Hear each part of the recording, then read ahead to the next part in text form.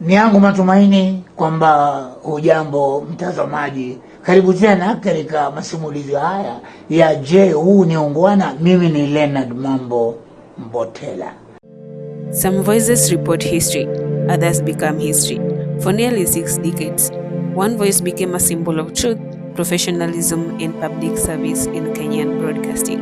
The voice belonged to Leonard Mambo Mbotela, a broadcaster whose dedication earned him the respect of generations and secured him a place among Kenya's greatest media icons. I'm Jainam, stay tuned. Leonard Mambo Mbotela was born on 29th May 1940 at Lady Greg's Hospital in Mombasa. As a firstborn in a family of 8, he grew up in a home that valued education and service. His father was a teacher and later on an educational officer, while his mother worked at Maendeleo ya Wanawake. From an early age, Mbotela loved talking, meeting new people, and telling stories. That childhood passion led him into journalism. Nilipokuwa shule niliamini ya kwamba mimi nilizaliwa kuwa mtangazaji. Manake nilipokuwa katika Kitui School, katika dormitories, wakati wenzangu wanalala, wengine wanasoma, wanastudy, mimi nilikuwa nikichukua jarida, magazine ama gazeti nikilikunja, nikisema hii ni taarifa ya habari, nikisomewa na Leonard Mambo Mbotela. After completing his secondary education in 1962, Mbotela began his journalism career as a trainee reporter with the Standard newspaper in Nakuru. Just 2 years later, in 1964, he joined the Voice of Kenya, now known as Kenya Broadcasting Corporation. It was a decision that will shape the future of Kenya's broadcasting. Joining the Voice of Kenya marked the beginning of a new chapter in Mbotela's life. Broadcasting demanded more than simply having a good voice. It required discipline, confidence, accuracy, and the ability to connect with the audience that could not see the person behind the microphone. Mbotela developed a distinctive broadcasting style built around a clear communication and a natural connection with his listeners. His ability to speak to ordinary people in a language and a manner they could relate to helped him establish a familiar presence in Kenyan's home. As his experience grew, so did his reputation. The young journalist who had begun his career as a trainee reporter was gradually becoming one of the country's most recognizable broadcasters. Well, I started the program, as I told you the other day when I came for this program. Yes. I started this program way back in 1966. You can't believe it. In 1966, Leonard Mambo Mbotela introduced what would become Kenya's longest-running radio program, Je, huu ni ungwana? And how I started the program, after finishing my continuity radio work at Voice of Kenya then, yes. Now it's KBC. Myself and my colleagues decided to go to a restaurant or a hotel to go and have some lunch and some drinks. It was on a Saturday afternoon. So we went to Pan-Africa Hotel. So at that time, the very important people like the late Charles Jojo, Paul Gay, Dr. Julius Gikonyo Kiano, and many others, they used to go to Pan-Africa Hotel because it's a very popular hotel, you know. So we decided to go there as well. I told my colleagues, let us go to Pan-Africa Hotel to go and have some drinks and lunch.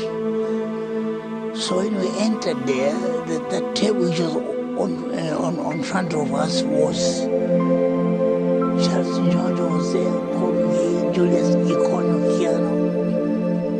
So one of my colleagues, instead of waiting patiently to be served by those waiters there, he started shouting, hello, hello, oi, oi, nani uko hapa, oi, oi. I went, what? It was more than just an entertainment program. It held a mirror to the society. Through situations drawn from everyday life, the program encouraged listeners to think about their behavior and responsibility towards others. Questions of courtesy, respect, honesty, and social responsibility to remain relevant across generations. The world of broadcasting changed, technology changed, audience changed, but the message behind Je, huu ni ungwana continued to resonate. The program educated listeners on good manners, respect, responsibility, and civic value through relatable stories and everyday situations. For decades, this familiar introduction became part of daily life for millions of Kenyans.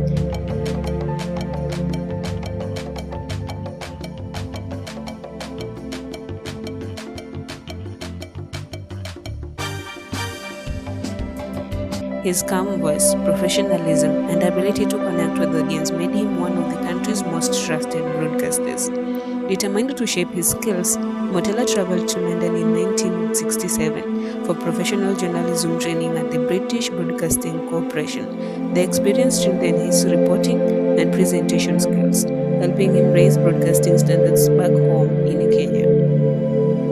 On 1st August 1982, Kenya woke up to uncertainty. During an attempted military coup, Mbotela was taken by the coup plotters and forced to make an announcement, informing the country that the government had been overthrown. For a broadcaster whose career had been built around informing the public, it was an extraordinary and frightening moment. The microphone, the instrument through which he had served his audience, had suddenly become part of national crisis. As loyal government forces regained control, the attempted coup plotters were defeated. Mbotela later returned to the airwaves to announce that the government had been back in control. The event of that day placed him at the center of one of the most dramatic moments in Kenya's post-independence history. Kwa karatasi na kalamu akaandika notes zake pale, akaniambia soma hivi. Ndio nikasoma. Hamjambo wananchi, mimi ni Leonard Mambo Mbotela, hii ni sauti ya Kenya. Na wafahamisha kwamba serikali ya mzee Daniel Arap Moi imepinduliwa, na hapa nilipo niko na bwana Isakaya Uchuka na viongozi wengine. Kwa hivyo anasema ya kwamba tulie majumbani, kila mtu akae majumbani, mahabusu wote wafunguliwe, na polisi ni raia. Polisi wote ni raia, wananchi msitangetange, tulieni tu nyumbani na mengi mtafahamishwa baadaye. Basi nikaendelea kutangaza tangazo hilo. Baada ya dakika 10 akaniambia soma tena, dakika 10 soma tena, na palikuwa na muziki pale. Sasa wao wali insist, yani walitaka mimi nicheze muziki wa jeshi. Nikamwambia muziki wa jeshi mimi nitatoa wapi? Sasa ilikuwa na LP moja ile ya Tabule, ilikuwa ikisema ikimba baby touch me. For 58 years, Leonard Mbotela remained behind the microphone and in front of camera, informing, educating, and inspiring audience across Kenya. When he retired in 2022, he became Kenya's longest-serving broadcasters, leaving behind a remarkable career built on integrity, discipline, and public service. Beyond broadcasting, Mbotela documented his extraordinary journey in his autobiography, Memoir. The book reflected on his life, his decades in journalism, the revolution of Kenya's media industry, and unforgettable experience that shaped his career. Through his pages, readers gain insight into man being the famous voice and the lesson he learned while serving the nation. The memo stands as an important record of Kenya's broadcasting history and inspiration for future generation of journalists.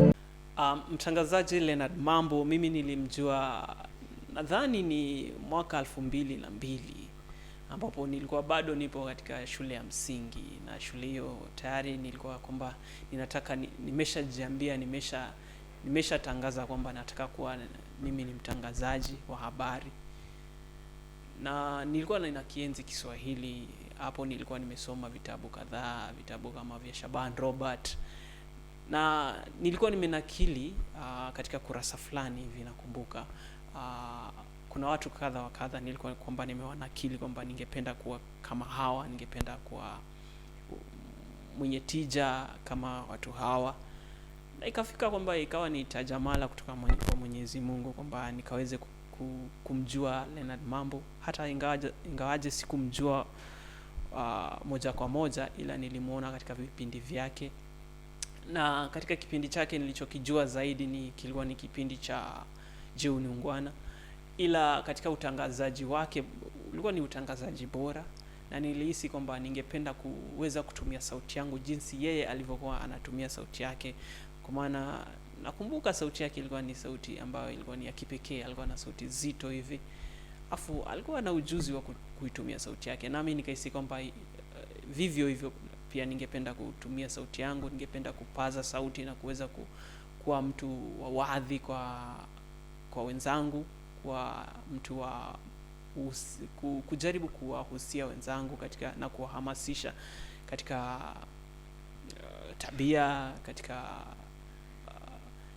kila kitu tu, si utangazaji tu, si habari tu, ila katika kila pembe ya maisha.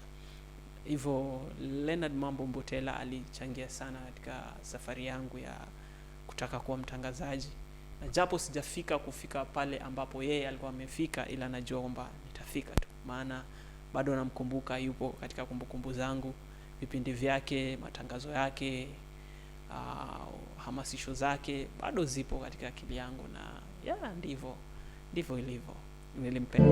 By putting his experience into writing, Mbotela ensured that his story would exist beyond radio studio. Memoir provide a personal window into the experience of a man who witnessed the development of Kenya broadcasting over several decades. His memories connect his individual journey with the wider story of journalism and national history. Leonard Mambo Mbotela is a legend and a historical man who actually built a very strong lessons around media industry.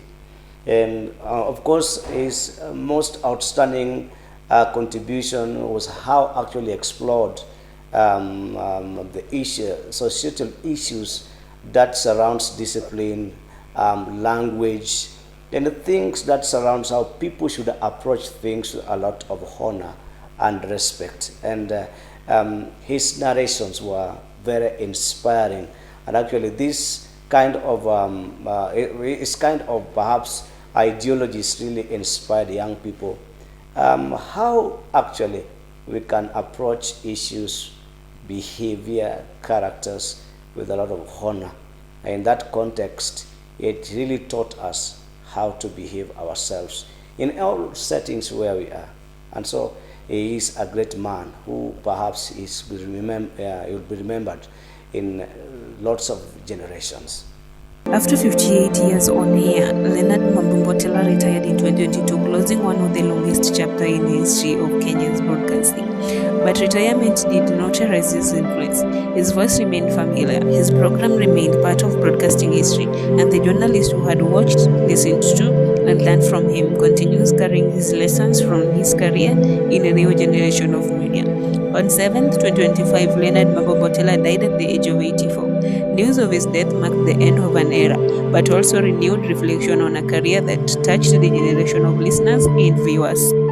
Technology will continue to change. New voices will take their places behind the microphone. New generations will tell stories of their time, but some voices remain long after the broadcast ends. For years, Leonard Mambo Mbotela informed, educated, and connected with the generation of Kenyans. Through his broadcasting career, and the memories preserved in his memo, he left behind more than just a record of professional achievement. He left behind a standard of discipline, a standard of service, and a reminder of power of voice used to inform the nation. Serikali inikumbuke kama hata haitanipatia kazi, lakini inakumbuka tu kwa njia nyingine, na pia kuwe na kumbukumbu ya maisha yangu, kazi yangu, vile nilivyofanya, ili vizazi vijavyo viweze kujua kulikuwa na mtu anaitwa Leonard Mambo Mbotela alifanya hivi na hivi na hivi na hivi. Hiyo nitafurahi sana, na ikiwezekana nieko pale kwa museum, ndio watu wakija kutoka ng'ambo wa Kenya pia waweze kuona picha yangu pale na wasome historia yangu. Leonard Mambo Mbotela, a broadcaster, a storyteller, a voice that became part of nation's history.